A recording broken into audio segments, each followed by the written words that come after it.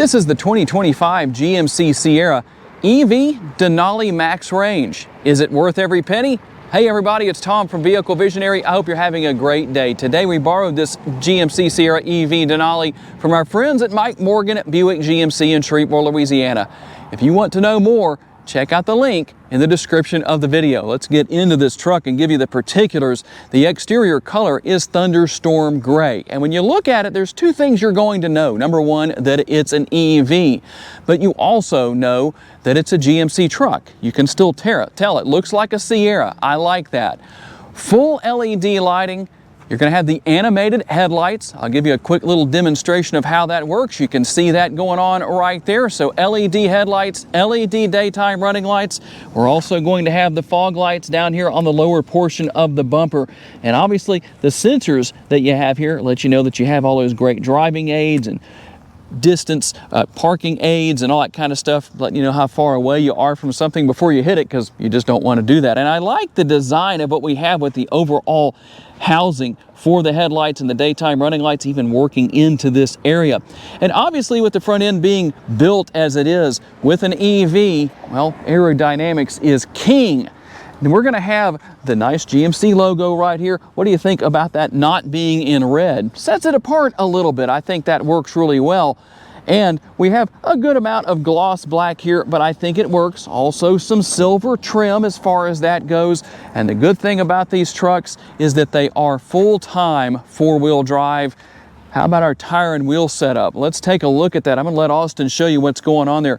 The width is going to be 275. We're going to have a 50 series sidewall, and these are 24. Yes, I said 24-inch wheels. Very nice look with the contrast that's there. A couple of different colors going on, and that GMC logo right in this area. We're going to continue with a little more gloss black here. There's actually a decent amount, so if you like gloss black, you should be happy. With the surround on the fenders, and then working our way up here to the side view mirrors. Now your side view mirrors are going to be full of every detail and capability that you want. Turn signal indicators are built in. They're heated, they're power adjustable, they have blind spot monitoring built in. And let me open the door here real quick, and we'll give you a demonstration of one more thing that I know a lot of you are going to like, and it's going to be that feature right there. They're also going to be power folding. And while I think GMC did a really great job here, the one thing that I think they should have done differently is what we have right here. This is just your basic GMC remote, like you can get with any other truck out there for the most part. It doesn't even say EV on it anywhere. Not really sure why that is, but you can see what all is there. You can open and close the E-trunk or the front trunk, whatever you want to call that. You've got remote start, and you can open your tailgate back there, all that good stuff. And when you have the remote on your person, the advantage there is that you have the buttons right here on these door handles. That's passive entry, and what that does is it allows the driver or whoever has the remote to come to the front or the rear doors, and they can push the button right here and open or close or unlock or lock the doors at all four corners. So if you're coming back here to the rear doors first, you have kids, big kids, small kids, whatever it is, you can unlock all four doors from right here. Now in this case, we have the affixed side steps, the assist steps right here. But I think that works. No big deal. If it's me, I'm not really worried about having power assist steps as some of the other trucks have available, but not a big deal in this particular case, in my personal opinion. And here is your charge port. You can see what all we have right there. If you want to use the DC fast charger, you can obviously do that. You can have a charger at your house, and hopefully you'll do a better job than I'm doing right here with putting that back in. And as we work our way here to the rear, let's talk about the tailgate. Now I told you that you can open this tailgate with the remote, but you can't close it with the remote. You have to do that manually, and here's why: because it's the MultiPro tailgate. And if you're wondering what is the MultiPro tailgate, well, here's exactly what it is. Now it functions as a conventional tailgate, but there's a lot more here. You can use this button to open the tailgate, but this button allows you to do a few other things. In fact, we're going to drop this area right here that gains access to the first thing, which is going to be basically something you can use as a table if you wanted to do that. You can eat here, have lunch, set up your phone on a tripod, a small tripod up here, have a Zoom meeting or whatever you're wanting to do. You can also lift the step up right here and use that as an extension for the bed, a bed extender. Something can butt up against that. That's going to work really well where that's concerned, but that's not all there is. We'll open that up and we'll come back here one more time, and you have bed extender number 2. That's what we're going to have where that's concerned. So a couple of different ways you can use that, quite the multitasker. But I also like that you can drop this area right here, and if you need to gain access to the bed, back in this area maybe, untie something, whatever the case is, well, it's nice that you can do that. You have that extended area to get in a little bit further than you would otherwise, but that's not all there is back here. You also use this for really its intended purpose, which is being a step. So the thing about that I like is that it's nice and wide, and you have the graphite material, kind of that of a grip tape on a skateboard, if you will, if you know what that is. That's what that sure reminds me of. The one thing that's interesting here is that I don't see any kind of a handle to help you get in and out. I don't know that you really need that here. Let's check that out and see. No, not really. I think that works pretty well. On the GMC 2500s, yes, you do need that. No, there is not a GMC 2500 EV, but I've noticed that it's a lot easier to get in and out without the handle on the Sierra 1500s or these EVs. So there's what you have as far as that goes. And there's more storage space in the front trunk. Let's talk about that e-trunk. And I'm going to hit the button 2 times here on the remote, and you'll give it a second. It doesn't happen immediately, so don't worry about that. If it doesn't happen quickly, you can see the time that it takes for the e-trunk to begin to open. And we have 11 cubic feet worth of cargo capacity here. Going to have all kinds of different things that come with the truck, obviously. A little bit of LED lighting. Kind of surprised that's only on one side over there. I think that should be on both sides, but maybe that does a good job. One little tip for you as far as the front trunk goes is when you close it, hit that button twice, and you have to hold the button down. After a few seconds, it will go ahead and go all the way down. But as soon as, see what happens right there? As soon as you let go of it, it's going to get to a point, it's going to stop. Kind of interesting how that works. So what I'm going to do is I'm going to open that back up real fast, and then I'm going to show you the whole process. You have to hold this button down.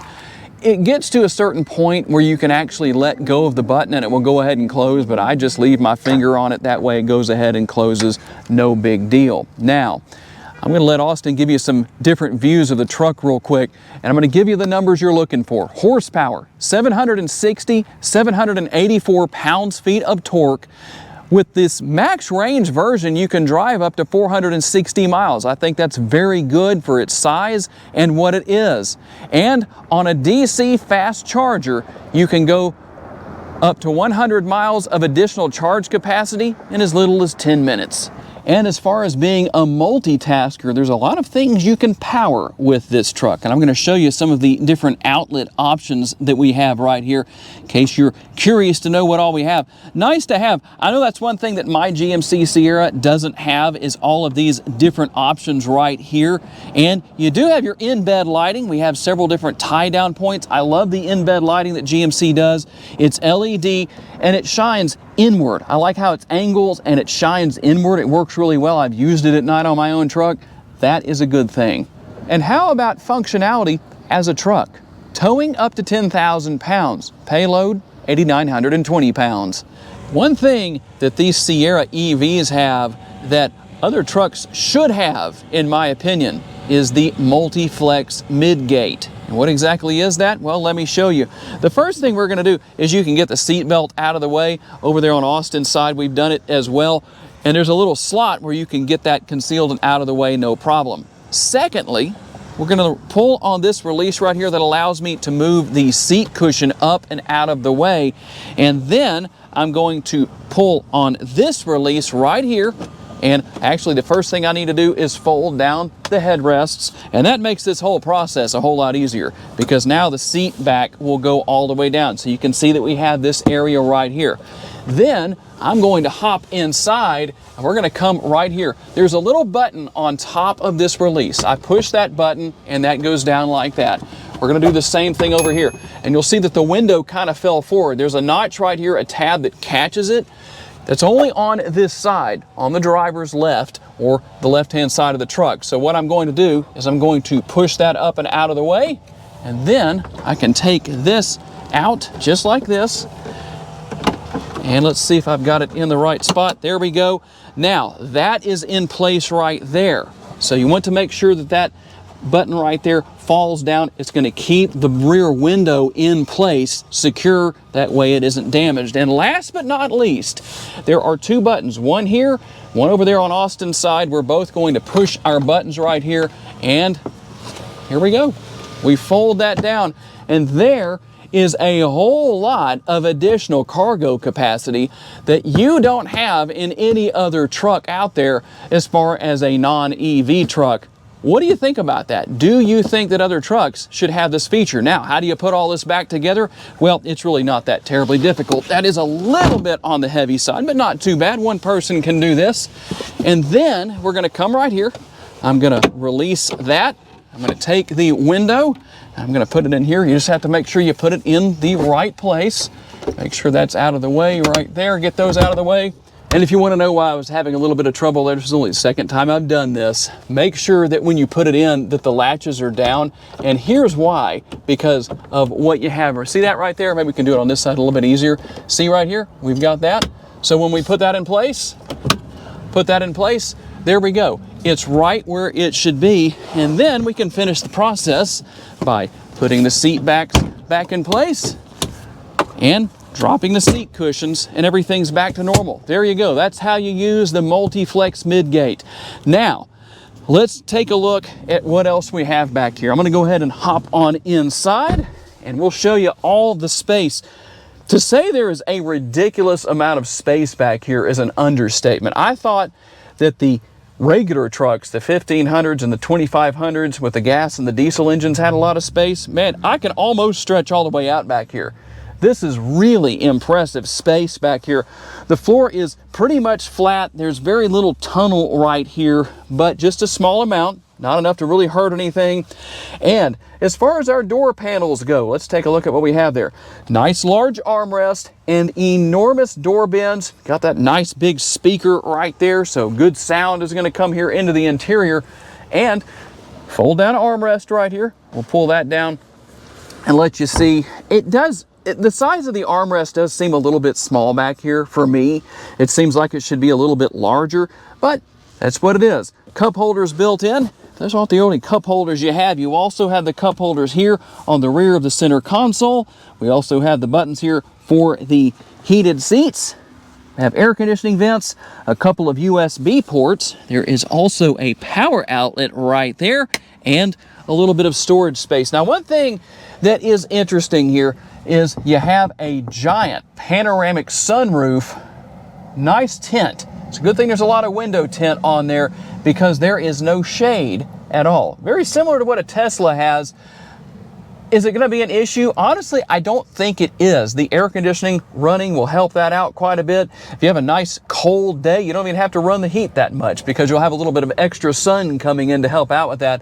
Hard to say for sure because I'm not going to have this truck long enough to drive it for a couple of days, but I'm curious to know for those of you who do have a truck like this, what has it been like to not have that shade up there? If you want to come in to Mike Morgan Buick GMC and buy this truck, what would it cost you? $101,325. If you need some help, I'll give you the $5. You can't say I never gave you anything. So let's see what happens here. You don't have any kind of a button or anything to push to turn things on. You just get in with the remote and you push the brake pedal and everything comes to life. That's all you have to do. And we're gonna hit OK on the screen right there. We're gonna hit right there and you can see the nice trim throughout the interior. Kind of an interesting combination with all of the different types of trim. We've got some silver, we've got some gloss black. And as we look over there at the door panel on Austin's side, nice large armrests, huge door bins, nice large speakers. The only thing missing, and the reason I say it's missing is because it's over here on the driver's side. I think it should be on both sides when it's on the driver's side. Seat memory settings. But the seats are fully adjustable, they're heated and ventilated, and they have lumbar support on the driver and passenger sides. How about storage space? Let's talk about that. We're going to have a little bit of space here on the side. You can see that. That's going to be on both sides. Nothing unusual for a Sierra, but it is here. We'll also have our glove box right here. Plenty of space in there. And we'll take a look over here. I'm going to grab the camera real quick, and we'll take a look over here at the driver's side. You see, there is your seat memory right there. Controls for your side view mirrors. That's the button I pushed to fold those mirrors in earlier, as you can see right there. And by the way, if you push that button, give it a second. It's not immediate. And everything else to control your side, your windows, your power mirrors, all that good stuff is going to be here. Here's your power parking brake. And you can see some of the other features and functionality. This truck is on air suspension, so you can raise and lower the truck depending on what you need to do. And when you do that, you're going to see it on the screen. So depending on what's going on, if it's at maximum ride height, you can see that right there. I hope that's showing up really well. I know we have a little bit of a glare issue here because of that sunroof not having a shade up there. Just one of the things we're dealing with, but that's the case. Nice, large instrument cluster, driver's display, and you do have a head-up display. I don't know that you can see it right now very well, but it is there. It is adjustable. And here is your steering wheel with all of the steering wheel mounted controls, your Denali logo. The shifter is going to be right here on the right-hand side of the steering wheel. Over on the left-hand side, everything for controlling the windshield wipers and those turn signals that people like to save money on when they trade their vehicle in by saying, I have brand new bulbs that were never used. How much of a discount do I receive? And if you're wondering, part of the higher price on this truck has to do with what we have right here. That's going to be our Super Cruise. Very easy to deal with. You activate that right here, and it's going to tell you if you're not able to use it or if you need to do something else, turn something else on. And if you're wondering, when you have Super Cruise, do you still have a heated steering wheel? Yes, you do. That's what's going to be right there. And some of your other steering wheel mounted controls here, pretty easy to figure out what all is there. And if you want a big touchscreen, you've got it. 16.8 inches worth. You have Google Assistant built in, so you can say, hey, I won't do it because I'll set off devices in your house, but that name right there. And all kinds of great things here. There is so much here. We could just do a technology tour in a single video, but you can see what all you have here. Next charge, you can see how far we had to drive. Right now we have 80%, and as you can see, the mileage that we have, all that good stuff. And you can see what else is here. You can go with charge alert, you can schedule charging, you can do a lot of things. Now we'll go back home right here, and I wanted to show you something very interesting right here. See, that looks like a light or the sun? Well, it has to do with your lights. That's how you turn your lights on and off. So as you can see, if I wanted to turn the headlights on, I could do that, leave them on auto or off right there. We can do that. And a couple of other little things here. Let's see if I can get that to come up for us. See more controls. There we go. So I wanted to show you a little bit of what's here also. Controls for your doors and windows. Again, you can go into lights right there, and you can also, with drive and park, you can see what all is here. Pretty easy to figure out. We're not going to cover every little bit of that. You have the Play Store right up there. Everything for trailering here. Nothing out of the ordinary, but since it is a Sierra, it does have all of those typical features. So that's going to be there. And we'll go back here. Cameras, one of my favorite features of these trucks, cameras from every single view. The overhead view, you've got your front camera right there. We also have the rear camera, and then we can go and look at our overhead views right here. The side view camera mirrors also offer two different views. Another view right there if you need to back up to a trailer and don't have anybody to help you out. Well, it makes it very easy to do that right there. And there is your bed view. If Austin were MIA and I didn't know where he was, I'd check in the bed and see if he was sleeping. But since I'm lazy, I just sit here in the cab and do it with the cameras. And I wouldn't have to worry about it. Maybe I'm the one that needs to be sleeping. Let's go into settings right here. And you can see what all is here. Pretty easy to figure out what you need to find. But I do want to focus in right here on vehicle and show you a couple of things that are here. And how about your drive mode customization? You can do that right here depending on what you want to do. With my mode set up, you've got steering. You can go to suspension, acceleration feel. You know, I'd like to set that up for sport, so we're going to go with that. And then motor sound. Believe it or not, you can actually go to motor sound. And I don't know if you'll be able to hear it while we're sitting still. I guess not. But when we're driving down the road, you might be able to hear it. We'll find out later on in our test drive, and you can customize things right there with my mode. So that's nice to have. If you are willing to let your teen drive, you do have teen driver mode, so you can restrict what they can do. You can get a report card on all of that, pretty easy to deal with. Rear seat reminder, you can turn that on or off. Buckle to drive, you can turn that on or off. I do recommend using your seatbelt when you drive, but if you're driving around in a parking lot, well, why have to put your seatbelt on unless you have a bunch of Louisiana drivers there who can't drive anywhere, whether it's on the street or not on the street. It's probably how they wind up in parking lots anyway. They have accidents. Yep. We like to make fun of those drivers because they're not very good. And here's something to help you out with those bad drivers. Hopefully you don't run into them and they don't run into you. But here are your safety features. Automatic emergency braking, front pedestrian braking, intersection collision braking, Louisiana driver collision braking. Okay, that's not really there, I'm kidding, but maybe it should be. I don't know. Adaptive cruise go notifier, side bicyclist alert, lane change alert. And we actually have a couple more down here. There's your park assist with braking, rear cross traffic braking, and last but not least, rear pedestrian braking. And it will stop the truck for you if there is something behind you. So you do have built-in maps here, wireless capabilities for pairing your smartphone. So that's going to be here as well. And all the controls here for the air conditioner, turning the heated and ventilated seats on and off. Here is your control for the volume right there as far as that goes. And we also have the ability to control the air right here if we want to with physical controls. So you have a combination here as far as that goes. That's nice to have, but you don't have to do that there. You can also go to climate and actually change things within the screen. So if you're that person that wants to use the touch screen for everything, well, there you go. You can actually do that, but you can see some of the other controls down here for your getting the windshield defrosted and all that kind of stuff. So a lot going on there. Now, you might look around here and say, wait a minute, for what that truck is and what it represents, where are the USB ports, Tom? Well, let's show you right here. First of all, we can get that out of the way, and then we can get this out of the way, and look right there. There are your USB ports. We'll take advantage of the sun and let that shine right on there and show you that those are there. And you can move the tray back if you want to. You can actually take that all the way out if you want to. A lot of space down here. Obviously, your phone would need the tray in here to be able to sit there and charge, but just kind of a nice little setup as far as all of that goes.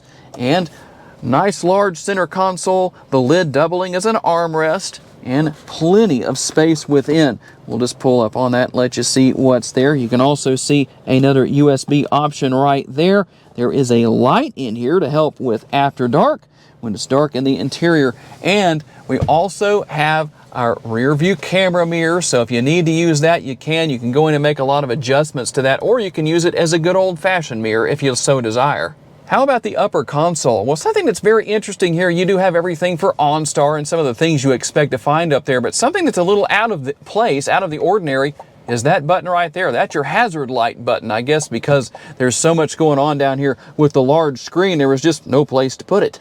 And if you're wondering about a wireless charging pad, you might question whether this is it or not. So instead of telling you, I'll just show you. There's the answer to your question. That is the wireless charging pad. And you can still push your phone out of the way right there if you need to gain access to this area. It's going to fit just fine. That way you don't have to worry about it. Hey, by the way, before we hop out on the road for a while, we're out on the road for our test drive and we're waiting for this light to change. You might have noticed I didn't give you all of the driving modes. You have off-road, terrain, or you can just turn it off apparently right there if you wanted to. But in case anybody said anything in the comments, if you said that before this scene, then I know you didn't watch the whole video. Okay, here we are officially on the test drive, now that you know about all of the different driving modes.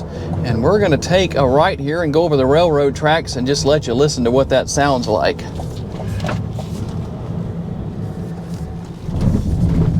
Get a little bit of noise out of that, but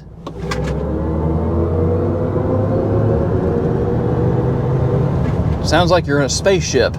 It's a very interesting sound in the interior with an EV like this. Probably one of the cooler sounding vehicles. But what's really interesting, if you've never been in an EV before, not that this one is what I would consider lightning quick, really fast. It does get down the road for what it is fairly well, but some of them push you back in the seat really, really hard. The thing about that is that when you don't have any kind of a motor sound, it actually kind of detunes the overall experience. It's just not the same. It kind of takes away from the visceral, let's get that word right, experience. So it's a little different.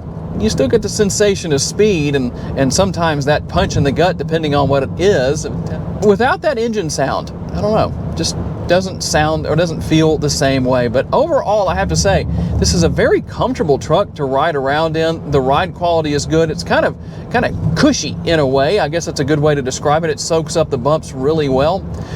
And so if you're looking for a smoother riding truck compared to a lot of other trucks out there, this is definitely it. It's a little heavier, so that makes a difference. When you add weight, you tend to help with the ride quality. That's why some of the newer generations of trucks don't ride as well, especially the full-size trucks, because they're lighter than they used to be. So it's definitely going to make a difference on that kind of thing. But overall, a very enjoyable truck to drive. It definitely commands attention. But overall, it's fun to drive. I am impressed with the range, the overall driving range.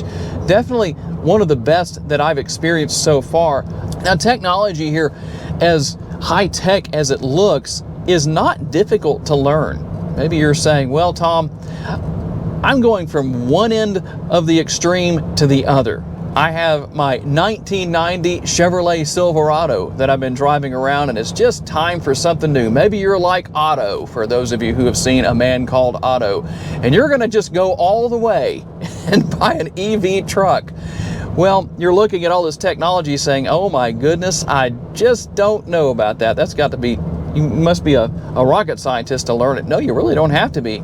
And if you have any trouble with anything, guess what? Just come back to where you are right now, YouTube, and you can likely find a tutorial on whatever it is you need to know. But honestly, you can use the hunt and peck method to figure out how things work and what it does and all that kind of stuff. And you have practically endless voice commands with Google Assistant. So that's one of the things that I like about that. My own daily driver, which is a GMC 2500, a 24 model, has Google Assistant. And so it's nice to be able to set up navigation without having to actually do anything with the screen. You can do all that with voice commands, so it works really well. And obviously, you don't have to worry about pedals and brake pedals, or in this case, a power pedal, not a gas pedal, that is difficult to manage, as sometimes you have to adjust to things like that in some vehicles. Definitely not here. Very easy to deal with, easy to see out of. I like that. If you have 3 passengers in the back seat, or maybe something in the bed that makes it challenging to see, well, you have your rear view camera mirror, so you can see that. Helps out a lot to see what's going on behind you and still have the functionality of your rear view mirror. But a very interesting truck, a lot of great technology. But overall, truck's very fun to drive, very interesting, definitely a novelty, not something you're likely to see a lot of on the road. So if you're that person looking for something out of the ordinary, well, this is definitely something that will fill the bill on that. So tell me what your thoughts are on this 2025 GMC Sierra EV Denali Max Range. Is it worth every penny? Curious to know what you think. I do want to say a special thanks to our friends at Mike Morgan Buick GMC for loaning us this truck for the day so we could tell you all about it. And a special thanks to all of you for being kind enough to give us the opportunity to give you a vision for your next vehicle. If you enjoyed this video, please be sure to hit the like button. That helps us out a lot. And make sure to subscribe. That way you don't miss any future videos. And if you would like to learn about additional vehicles you may wish to consider purchasing, check out the video that's on the screen right now, and we'll see you there.